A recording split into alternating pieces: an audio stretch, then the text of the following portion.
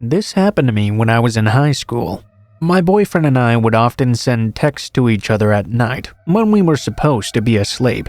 It was mostly harmless, and teenagers stay up later than they're supposed to all the time anyway. I mean, technically neither of us actually had a bedtime. We were 17 years old after all.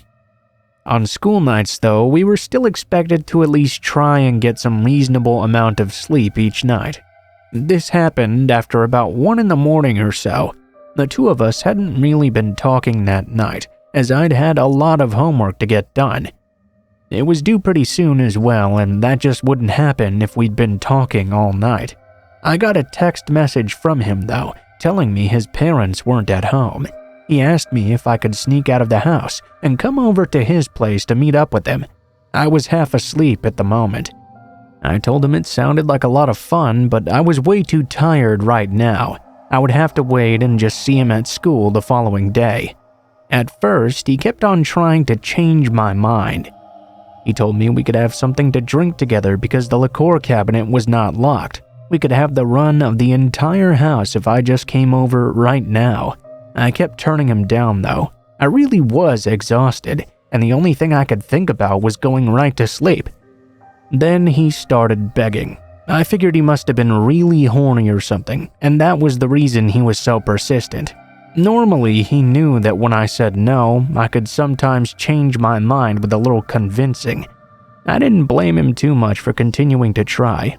I did tell him though that I couldn't that night, and that was that. I would see him the next day. I turned over and very quickly fell asleep. A loud smashing noise woke me up out of my dreams out of nowhere. It took me a moment to clear my head and figure out what was going on around me, but something had just broken my bedroom window. My bed was right next to this window, and now it was covered with shattered glass. I looked out, only to see someone standing outside in the yard. They were wearing dark clothing, and I couldn't make out who it was, but I knew they didn't look familiar in any way. I only saw the figure for a brief moment before he noticed me up in bed and took off running down the street. The next thing I heard was my parents knocking on the door. I told them to come in, and they turned on the lights. My dad had to help me get out of bed to avoid getting myself all slashed up by the glass all over the place. My mom called the police, and my dad found a huge rock laying amongst all the glass. When the police came over, after looking around for a bit, they found a phone laying in the yard. I recognized that case right away. It was my boyfriend's phone, and it was the one he had to have been texting me with earlier in the night. I told them about the texts earlier. They immediately assumed my boyfriend had gotten mad at me and broke the window or something. However, I was sure that guy I had seen in the yard running away was not my boyfriend at all. The body shape and size were nothing alike. The police had to go over to their house just to make sure, and surprisingly, no one was home at all. Not even my boyfriend.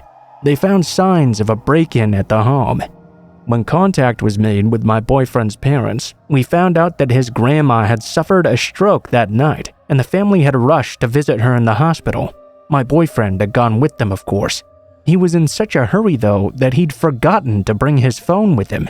They were all worried about getting to see his grandma. Whoever had been texting me, later confirmed, was not my boyfriend.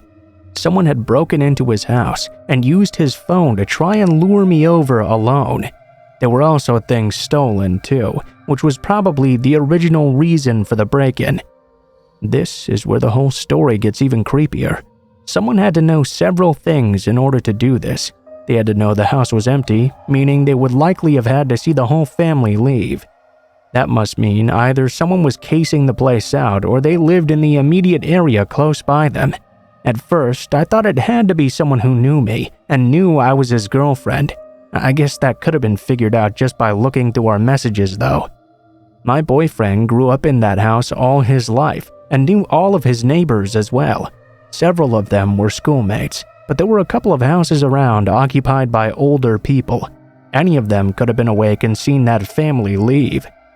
A lot of people were questioned by the police, but no one was ever arrested for the break-in, and we never found out who really did it in the end.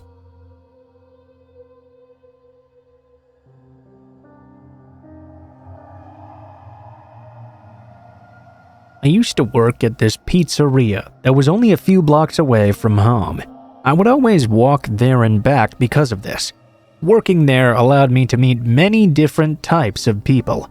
There were people who were always kind, those who felt very privileged, and those who were in between. There was this one person, though, who would just send a chill right down my spine every time he came in.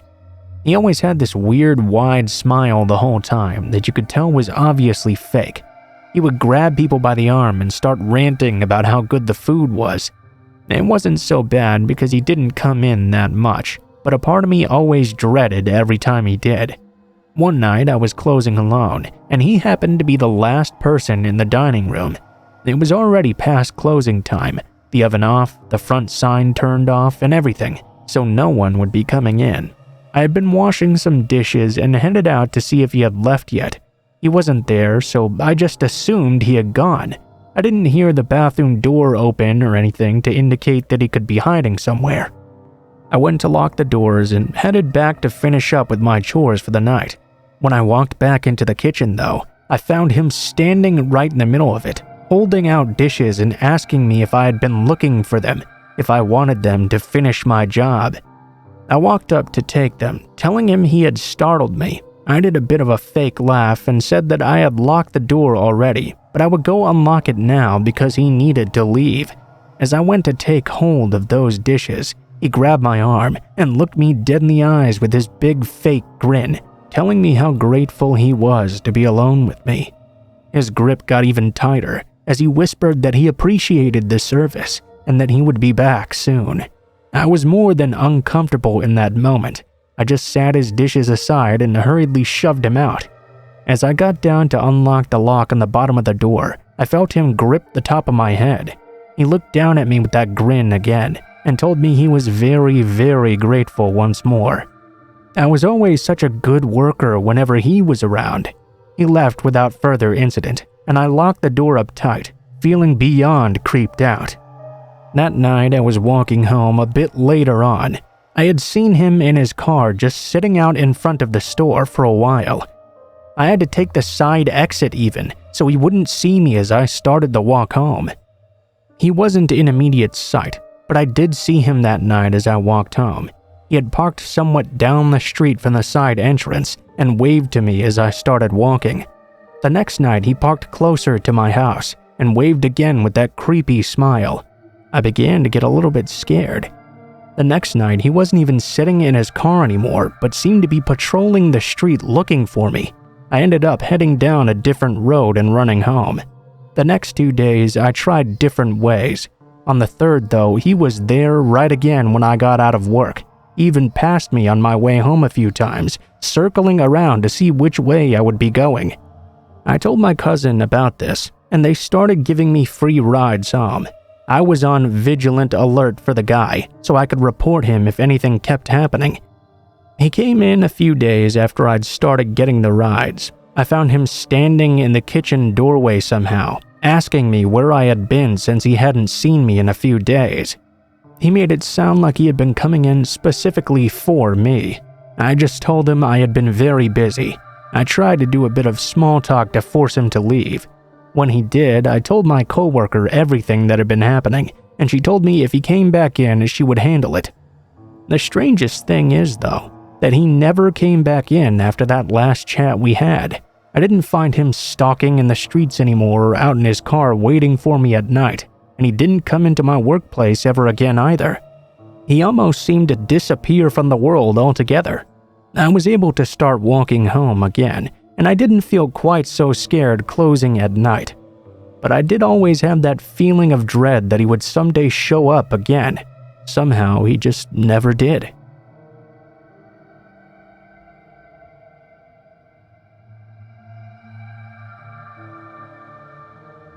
This story takes place a few years back. I was 16 and my cousin who was with me was 21 at the time. We'll call him Jay. We're rural town boys, never really much to do. Jay and I grew up together, so we were always close and we always did everything together. One night he decided to stay over at my house with me while my parents would be out of town. We didn't really do too much though. had some food, and played some video games together. Well, needless to say, it wasn't long before we got kind of bored. In the past, Jay and I had gone out for night walks around the neighborhood, and we would just walk around and talk about things that were bothering us. Girls, school, whatever really came up. That particular night, Jay had suggested that we go for one of our walks. He had quite a lot on his mind at the time, as did I, so this walk was going to be a little longer than the usual ones. I live about 2 miles from our old middle school. However, it's not in the direction of the nearest town, so we don't ever see it. We decided we wanted to roam over that way, just to hang out and talk about the times we'd spent there in the past. Take a little trip down memory lane, you know? When we got there, we looked at the building through the chain link fence for a while. We sat there pointing at different things, telling each other stories about our school days when we were younger. This was about half an hour. By this point, it had to be about 1 in the morning or so. Jay suggested offhand that we hop the fence and sit down at the Ramada, a roofed shelter.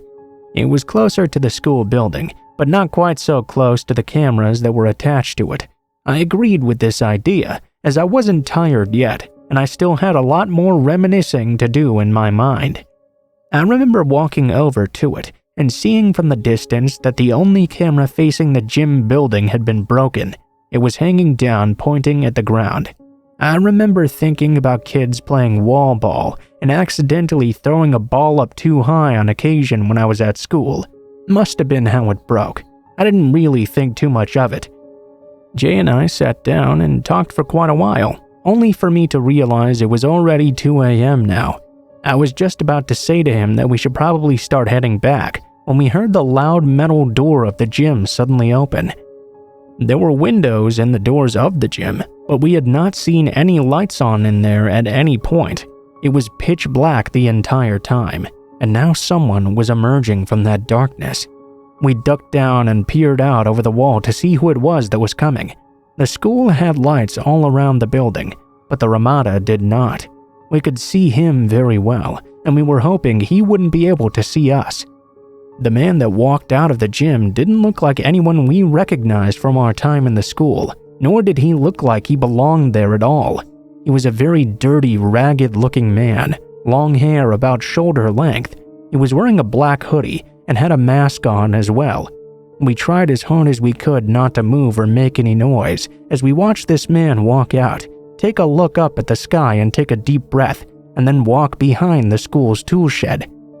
Upon getting back there and out of sight, he let out a sound I can only describe as a howling growl, and we heard a loud bang, almost as if he'd just attacked the back of the shed.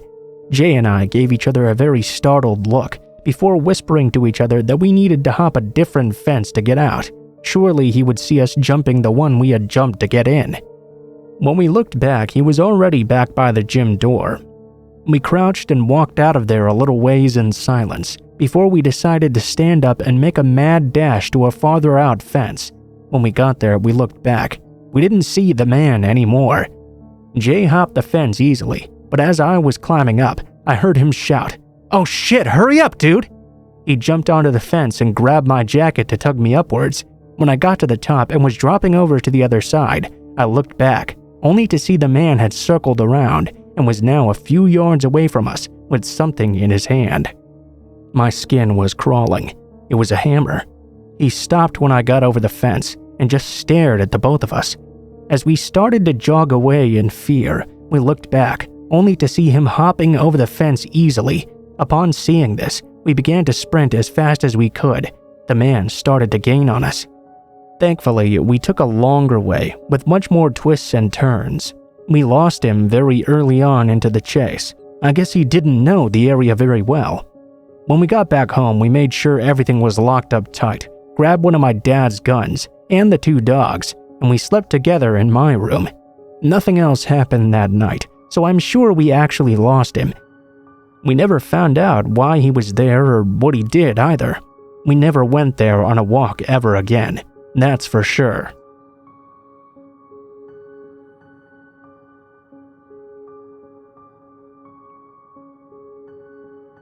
Okay, so for context, I often have trouble sleeping due to poor self-control with devices and social media usage. Today was one of those nights, which just kept dragging on and on. I ended up getting up from my computer to grab something to drink from the kitchen. In the corridor, I had noticed a cockroach and spent some time chasing it, trying to pick it up with a piece of paper and throw it out from our balcony. I ended up losing track of it though and it scampered off behind the sofa, so I gave up at that point and decided to leave it alone. It was at that exact moment when I heard the doorknob to my apartment door twisting downward. I live with 2 other roommates, so I was quite used to the sound of the door being unlocked, but this was not that. Just the creaking metal of the doorknob being pressed down slowly. At first, I thought maybe the sound had even come from my room. I hadn't closed the door, and with most of our balcony's windows being left open at night, we had a bit of a draft which could make doors close and open on their own. Maybe the sound was the metallic hinges swaying on the door from my room, but as I went back to the corridor, I knew that couldn't be what it was. The sound was clearly coming from the main apartment door, and I could visibly see the doorknob slowly press down, then release. This repeated a few times, with somebody seemingly trying to open the door as quietly as possible. A soft, slow press down, then a release. Now a moment of silence. I was absolutely certain there was someone on the outside of the door, but I had no idea who this could be. I briefly considered maybe it was one of my roommates trying to stay quiet because it was so late at night, but for one, they all had their own keys and would thusly be able to unlock the door themselves. And secondly, I remembered seeing them all return much earlier in the evening. If it was one of them, why weren't they saying anything? Something as simple as, "OP, I forgot my keys, please open the door now." My second assumption was that it must be a robber trying different people's doors in the middle of the night to see if anyone had left theirs open. They'd sneak in and snatch something. That soon turned out to be very unlikely though. I grabbed the doorknob and popped it back up to stop the person on the other side from trying to press it down. Then I shouted through the door, "What the fuck? What the hell are you doing?" I wanted to sound aggressive, but it came out very uneven and sort of pathetic sounding. There was no response. That was already too much. They definitely just heard me. Our walls weren't soundproofed or anything. You could hear clearly in and out of the apartment. This person was now completely aware I was on the other side, but they didn't do anything. Not a word, not a sound of panic or running off after me noticing them. After a moment of silence, they began trying to jiggle the doorknob again. I banged on the door, thinking maybe this person didn't speak English or something, so I should use a threatening non-verbal gesture. That's when the most terrifying part happened. I swear to God, after I did that, I began to hear a soft tapping on the other side of the door. It was quiet and a bit fast, almost like someone drumming their fingers up against it, very different from my own banging. I immediately thought this must be some sort of response to my knocking. Looking back at it now, it's possible I imagined it because I was tired and panicking, but I think I definitely heard something like that. For a moment, I considered settling this matter myself. I went to my room to grab my keys and grabbed a big knife. I was preparing to unlock the door to confront this person, but for some reason, I just couldn't. I was frozen there with fear, and I had the very strong sense that this might be exactly what this person was waiting for. Maybe this was their plan, taunting me with the doorknob and the tapping, waiting for the moment I get angry enough to unlock the door and go outside. So I didn't do that. I stood there holding the knife and yelled through the door once more. "I don't know who you are or what you want, but leave me alone. Stop trying to open our door and fuck off. If you keep trying, I'll call the police." It sounded much weaker and shakier than I wanted it to, unfortunately. Again, there was no response from the other side. There was a moment of silence before the doorknob started being jiggled even fiercer. I called 911 and gave them my address, explaining the situation to the dispatcher. As I was talking, which was audible through the door surely, they didn't move or make any noises. After I hung up the phone though, I saw the doorknob press down one more time and a little tug. Then it stopped for good. The last thing of note is that after this, I heard the main door of the apartment block clicking shut. I realized the weirdo must have gone downstairs and exited the building. I rushed out onto the balcony as fast as I could to see if I could catch a glimpse of them while they were leaving. I didn't see anything. They must have either left very quickly or kept close to the wall on the sidewalk to stay out of view. The police arrived shortly after. I had to awkwardly re-explain the situation to them. They asked me if it could have been a drunk or someone trying to get into their own apartment, but that was clearly nonsense. A drunk wouldn't have moved around more and made noise on purpose, while a person trying to get into their own apartment would have tried to key at least, not just press down the doorknob so slowly and deliberately. The police checked every floor and found nobody, so the weirdo had probably took off like I thought. I felt bad for the officers, who looked somewhat indifferent to the whole thing. I apologized a few times for making them come out at such a late hour for such a trivial thing. The whole situation felt so surreal that it kinda made me feel stupid and ridiculous. At some point, I even wondered if maybe it was all in my head. Maybe there was nobody on the other side of the door and I was just hallucinating because of lack of sleep. But no, I'm sure I saw the doorknob move, and I felt the pressure when I held it, of them still trying to open it anyway. I think I heard rustling, either feet shuffling or clothes moving, which was another reason I'm confident there was someone on the other side. In the end, I'm not even sure what the hell happened. If they were a burglar, they would have left the moment they realized someone was awake and monitoring now. Why would they keep on trying to open the door? One press on it and they knew immediately that it was locked. Maybe they were trying to pick the lock or something. But again, why would they do that if they knew I was right there on the other side?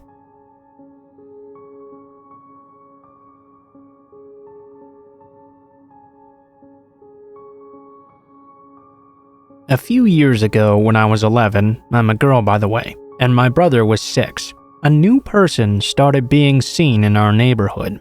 I know in most places that's not a very big deal, but we lived in a really small town. Everyone knew everyone else, and all the kids played together, even if we were all in different age groups. This guy though, no one had ever seen him before. He was around 40 years old, had long ratty hair, a scruffy face, and a dirty old jacket. Nothing weird happened at first. It was just strange that no one had ever seen this guy before, and now he just started showing up out of nowhere. A few weeks went by. At least once every other day, my friends and I would see him somewhere, just skulking around the neighborhood while we rode our bikes or played tag up and down the streets. We didn't really think too much was strange about it. Then one day though, me, my brother, and 2 of the older boys in the neighborhood were walking down the train tracks in the woods that stretch behind all of our houses. We knew we could hear someone walking behind us, but everyone went there to walk their dogs throughout the day, so we didn't really care at first. The footsteps kept getting louder and faster though, until finally the oldest boy turned around, only to see that man sprinting in our direction. He told us to run down the path towards his backyard and tried to talk to the guy. The guy just kept on jogging past though, and didn't acknowledge him at all. We ran to the boy's house and told his parents. They called the cops, and shortly after, 2 police officers came, talked to us, and searched around the tracks. They didn't find anyone, but they did find his footprints. He had been running in the other direction away from the houses. They said we'd done the right thing, and if anything weird happened, to tell adults and call again.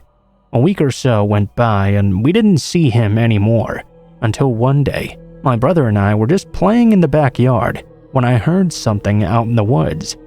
I looked over, only to see the man hidden in the bushes watching us. I screamed. My stepdad ran outside, but the guy had already disappeared into the foliage. My stepdad called the police, of course. They came and pretty much said the same thing as before. A few more days went by, and no one had seen him in the meantime. One afternoon, my stepdad took my brother and I out into the woods to go play on this big rope swing that had been there forever. The rope swing was on the opposite side of the tracks from where our house was. We had been playing for quite a while when we heard some footsteps walking down the tracks. They stopped close to the path of the rope swing, and then we heard some rustling out in the bushes. My stepdad grabbed me, told me very calmly and quietly to take my brother and go down a different path that led to the next street to run to the store that was close by and wait there for him to return. I took my brother with me. Just before we turned around a bend, I looked back just in time to see my stepdad walking out toward the noise. He pulled something out of his jacket and gave it a bit of a flick. It was a big collapsible metal billy club sort of thing. He kept on walking, and we ran to the store. We went inside and I grabbed some ice cream for my brother and I. I told Linda, the lady who worked there, everything that happened. She told us to go sit down and made a phone call. I thought she called the police at the time, but now I'm not so sure. Thinking about it now, I think she may have actually called my stepdad. She talked to him for a few seconds and hung up. She looked worried, but quite relieved at the same time. She told us to stay put, and everything was going to be okay. About an hour later, my stepdad returned. He hugged us tight, talked to Linda a bit quietly, and then took us home together. When I asked him what happened, all he would say was, "It's all good. Everything's going to be fine now." No one's seen that guy ever since.